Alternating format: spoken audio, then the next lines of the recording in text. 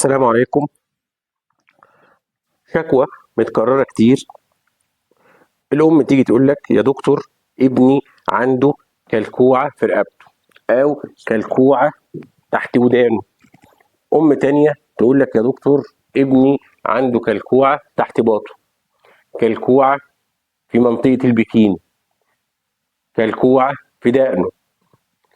بنطمنها نقول لها يا ستي والله الكلاكيع ده هي تضخم في الغدد الليمفاوية، لأن بنسبة كبيرة الأماكن اللي هي بتشير إليها ديت هي أماكن وجود الغدد الليمفاوية أو أماكن توزيع الغدد الليمفاوية. فبتقول لك يا دكتور يعني إيه غدة ليمفاوية؟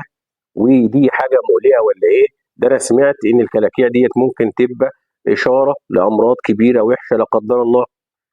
بنقول لها الغدد الليمفاوية ديت هي جزء من جهاز المناعة، وظيفته فحص وترشيح أي ميكروب، بيشتغل زي محطة تفتيش، محطة تنظيف، بتمنع انتشار العدوى ودخول العدوى للجسم. ليه بتورم؟ التورم دليل إن المناعة بتاعتنا شغالة ضد أي التهاب أو عدوى.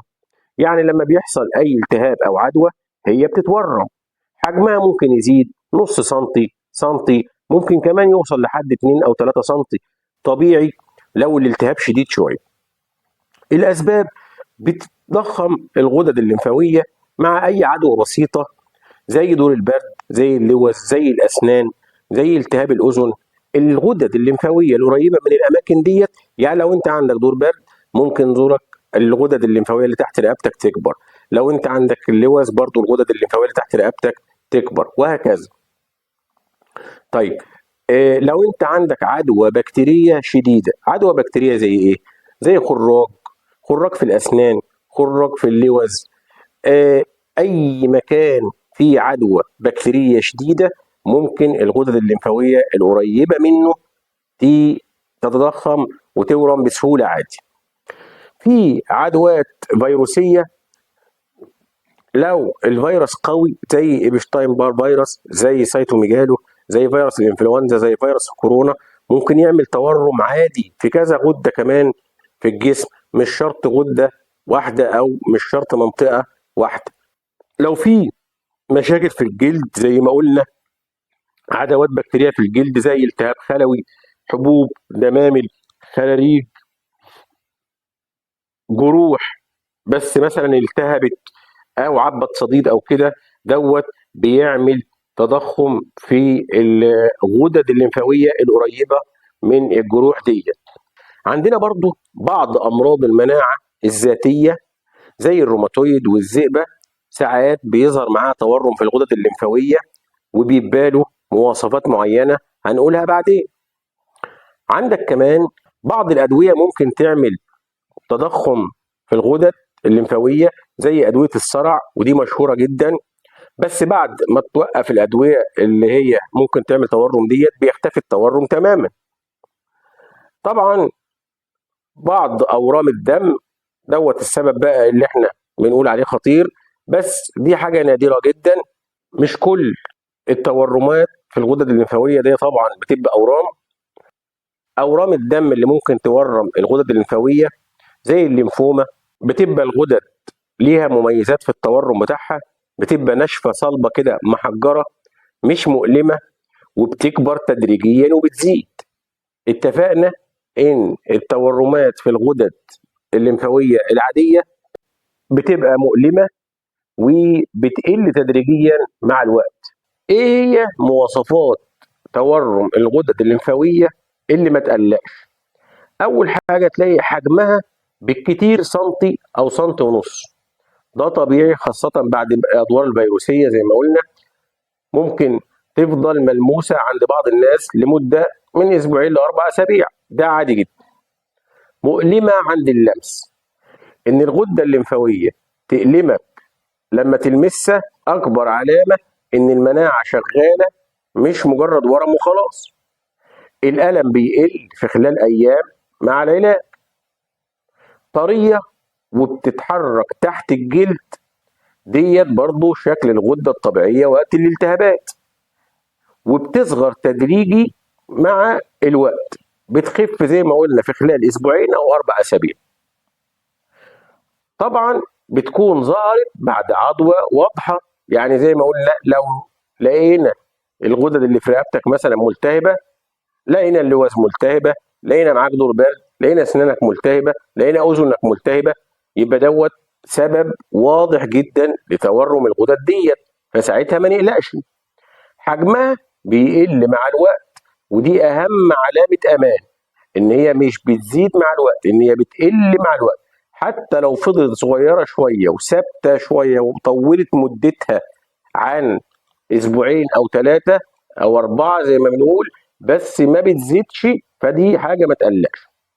علامات الخطر بتاعة تضخم الغدد الليمفاوية: لو الحجم اكتر من 3 سم، كل الارشادات الطبية بتعتبر ان الحجم دوت لا كده يحتاج اهتمام وفحص طبي، وخصوصا لو مفيش سبب واضح لان الغدد دي تتضخم. لو مش مؤلمة، احنا اتفقنا ان الالم في الغدد الليمفاوية من اكتر علامات الامان، من اكتر الحاجات اللي تطمني ان الغدد ديت مش مقلقة. لكن ان هي تبقى ما بتألمش دوت اللي يخوف.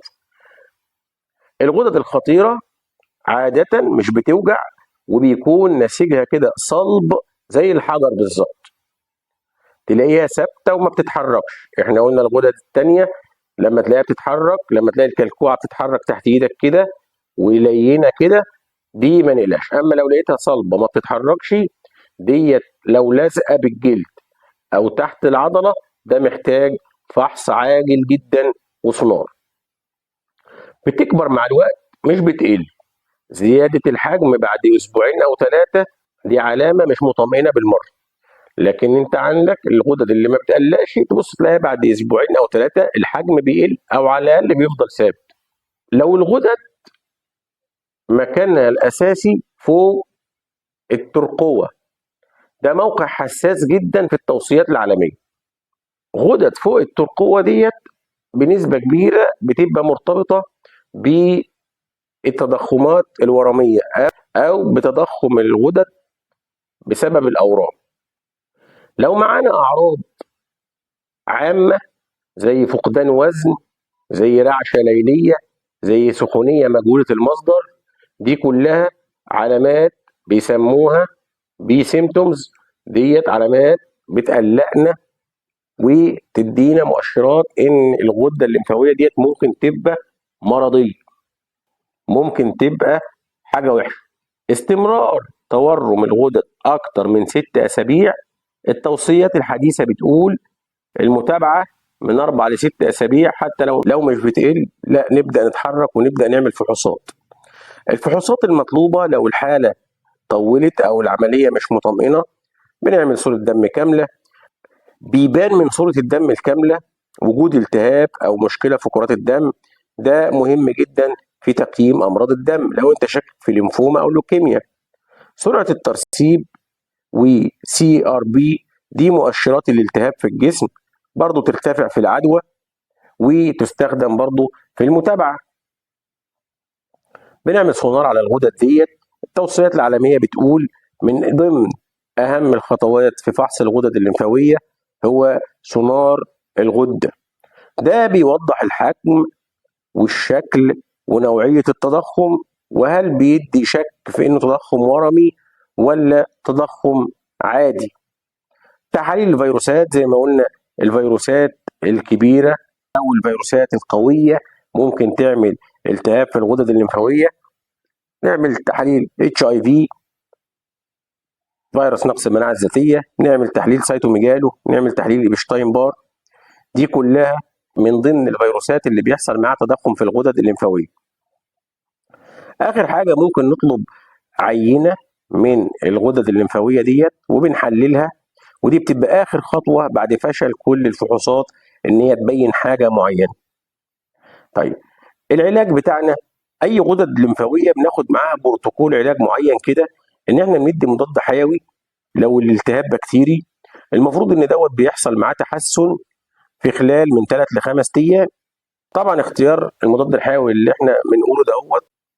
طيب العلاج بتاعنا، اي غدد لمفاويه بناخد معاها بروتوكول علاج معين كده، ان احنا بندي مضاد حيوي.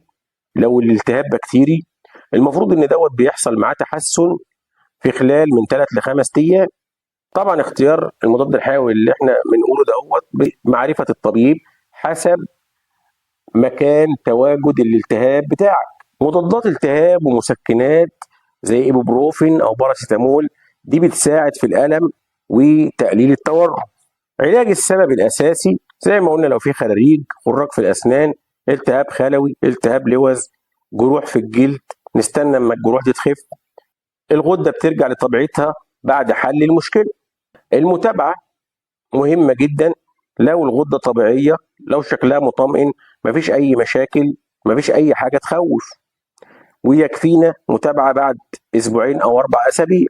معلومه مهمه جدا، 9 من كل 10 غدد متورمه، يعني 90% من الغدد المتورمه ديت ملهاش علاقه بالاورام. الخطر بس لو كبيره وصلبه وناشفه وما بتألمش وبتكبر، أو لو فوق الترقوة. دمتم سالمين، والسلام عليكم ورحمة الله.